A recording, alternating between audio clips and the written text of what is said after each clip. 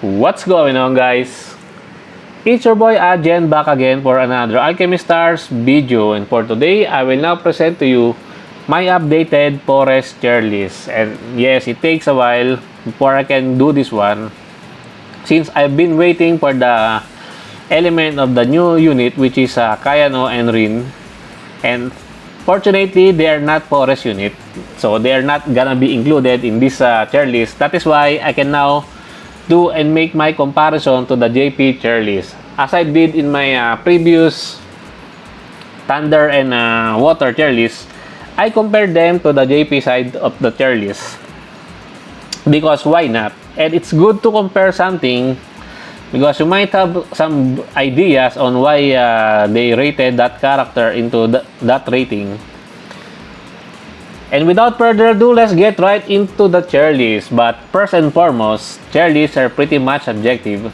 It varies from person to person. You may agree or disagree with me, and it's fine. So just take it with a big grain of salt. So let's go ahead.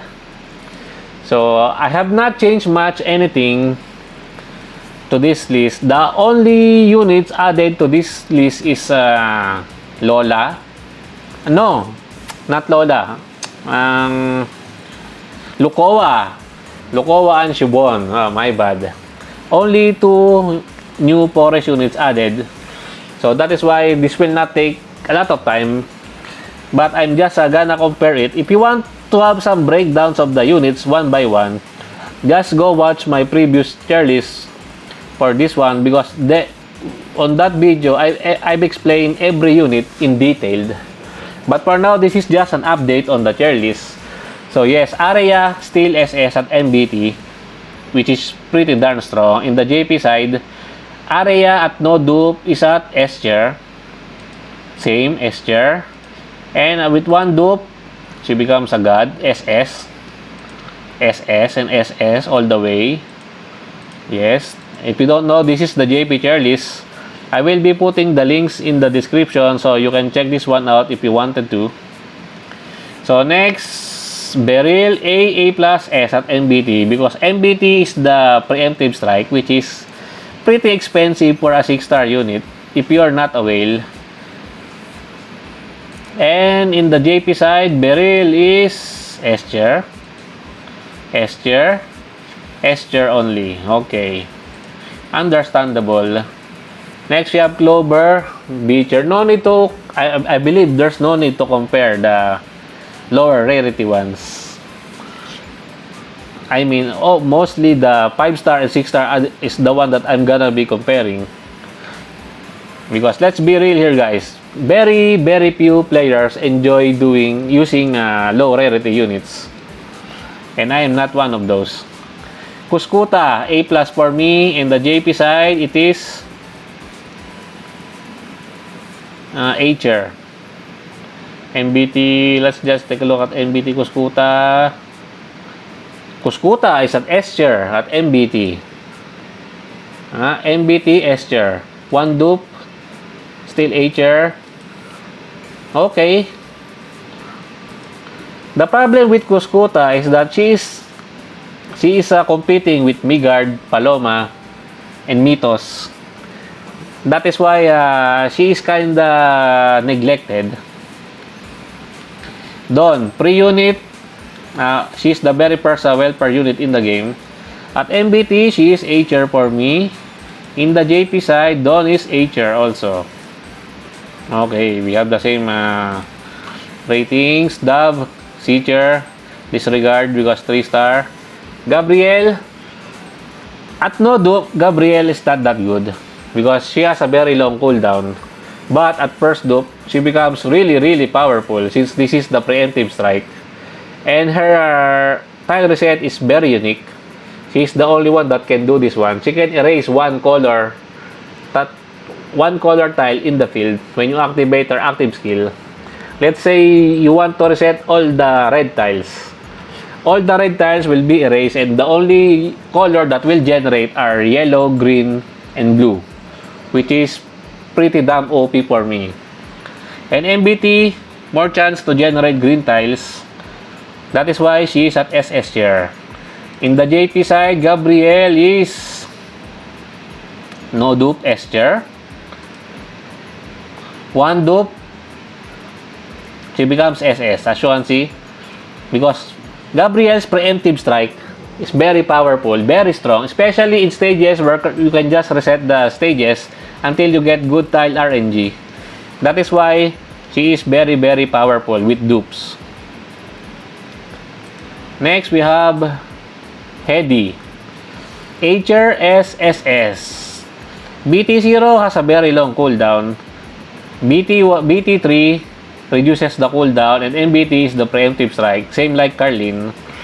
In the JP side, Hedy is already at S tier with no dupes. Because I'm guessing that the JP players value roll compression more, because Hedy is one of those best units for roll compression. She can tile convert, and she has a global teleport, which is one of the best utility in the game right now. At one dupe, she becomes SS tier in the JP. Okay. Hero, no questions asked. One of the best unit in the game. Period. See? No dupe, SS. Triple SS for Hero here in the JP server. Jola, I changed the rating on Jola. Before, I rated Jola as B tier, but now we've seen a lot of Jola clears, especially done by Fujihita. If you don't know Fujihita, he or she is one of the content creators in this game, and she really likes to play with low rarity units. So you should go check him out if you had the time. And Jola is pretty nice when I've seen those videos. That is why I've rated Jola at A tier now. This is one of the changes I've made. Next, Jomu, B tier, 3 star. Leia also, C tier, 3 star. Lester, your budget poison debuffer, A tier. In the JP side, Lester is A tier. As you can see, A tier. Because she is your budget poison debuffer. If you don't have OD, she can do that well. And you know that poison is used in difficult stages to cheese the stages. Lola, one of the units that I bumped and raised her the rankings is Lola also. Before, I rated Lola as A+, now she is S tier. I played with her multiple times, and I am satisfied with the S tier rankings for her. So, Lola, S tier in JP. Okay, same, S tier. Luis, BT0, B tier, because one reason, it's very long cooldown and no preemptive strike. BT2, pretty strong because this one is the preemptive strike. MBT is the icing on the cake, reduced cooldown. Out of all the 5-star double chainer, Luis is the best out of the 3. Between Luis, Isban, and Hydrad, because Luis can also pseudo heal, which is pretty darn good, and in combination with Shubon, Luis plus Shubon is you really don't need the healer in your team.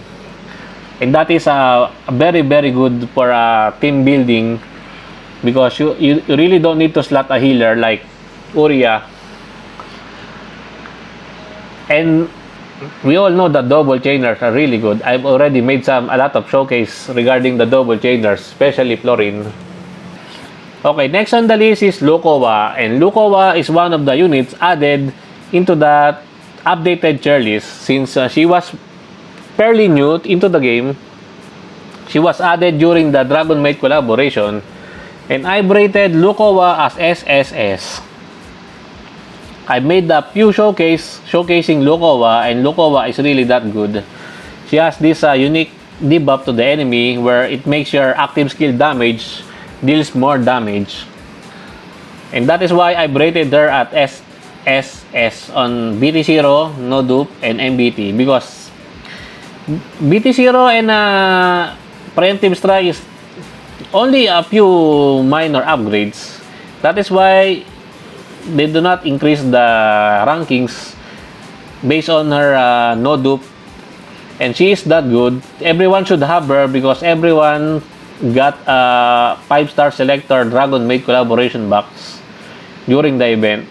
So I hope that everybody picks Lukowa over Elma. And yes, wait, in the JP side of things, Lukowa is no dupe, A tier, with 1 dupe, S tier. Yes, and MBT, S tier also. She is that good, guys. Lukowa is good. Next, Migard, the same. SS.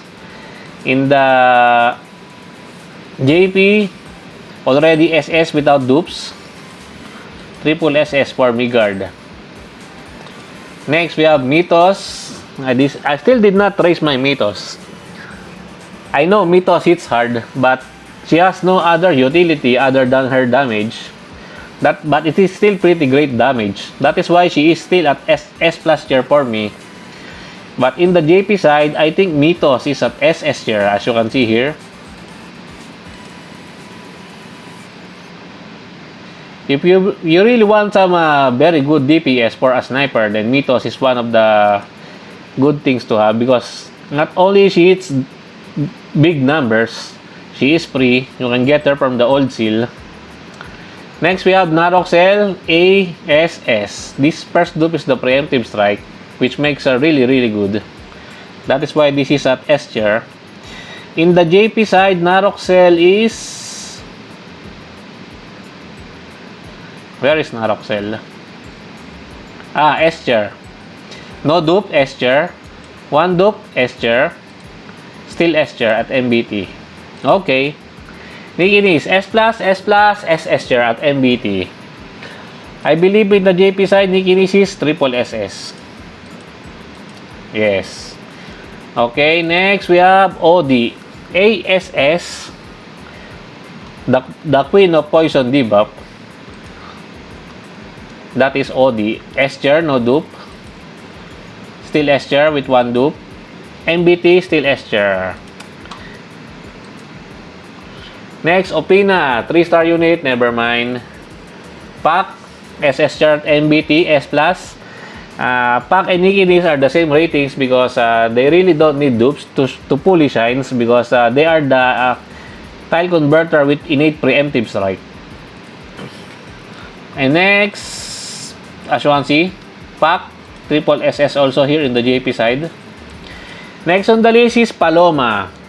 This is also one of the changes that I've made in my tier list, because before I rated Paloma S+ only, but now I bump her to SS tier because I've used her quite a lot ever since Shoban came out, and she hits pretty darn strong, especially in combination with Shoban, Hero, those types of units that produces enhanced tiles, enhanced green tiles. And you will see a very huge damage for Paloma. Paloma is also good against multi-tile bosses. So yes, she deserves this SS tier ranking for me. In the JP, Paloma is already at SS without dupes. So triple SS for Paloma. Next, Pasalo, SS tier. Razor, guys. Pasalo is really good. For a 4-star unit, she is that great. As you can see in the JP, Pasalo is also S tier. Next on the list, we have Robin. B+. She is not that good. But in the JP side, Robin is S tier. What the fuck? Why? Why? Just why? I don't know. I think Robin is just damage. But in terms of damage, she cannot compare with Arya. I don't know what are they thinking when they put Robin here in the S tier. But for me, I think she is one of the worst 5-star. So take it with a grain of salt, guys. It's my opinion. Si Kare, cross tile converter, pretty good at MBT but mediocre at no dupe. And in the JP, si Kare is A tier, no dupe. Understandable. S tier, 1 dupe, produce cooldown. Okay. MBT, SS tier. Pretty good. all cross-style converters with preemptive strike are really that good. Next on the list, the last unit to be added in the forest lineup, which is Shubon. And Shubon is really that good.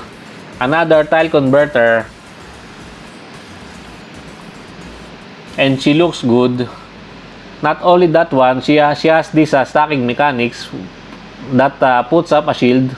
And you really don't need a healer when you have Shubon in your team. Plus, Shubon plus Luis is already pretty good enough.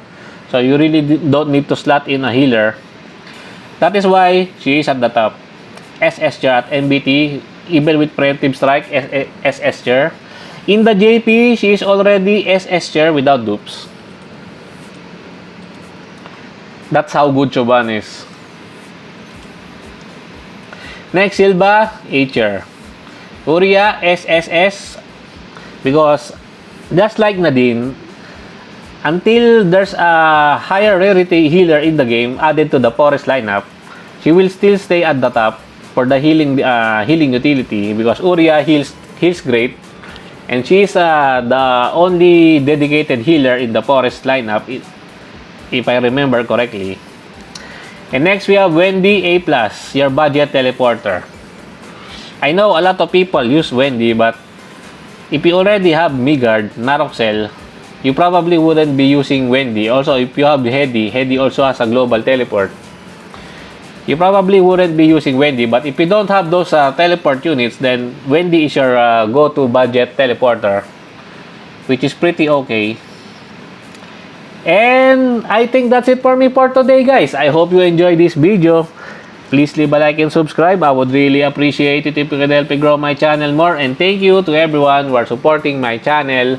I appreciate every one of you. Until next time, peace.